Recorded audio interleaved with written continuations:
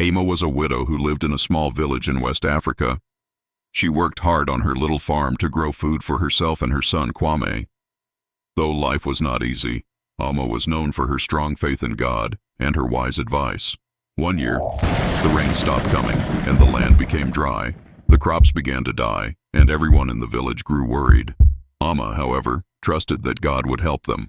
She remembered stories from the Bible, like the one about Elijah and the widow who had very little but was blessed by God during a famine. Kwame came running to her one day, scared and asking what they would do if all the crops died. Ama placed her hand on his shoulder and said gently, "My son, do not be afraid. God will provide for us, just as he has done for others in the past. We must keep working and trust him."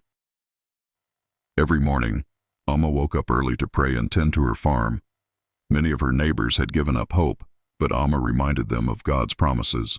Slowly her faith started to encourage others in the village, and some began praying too.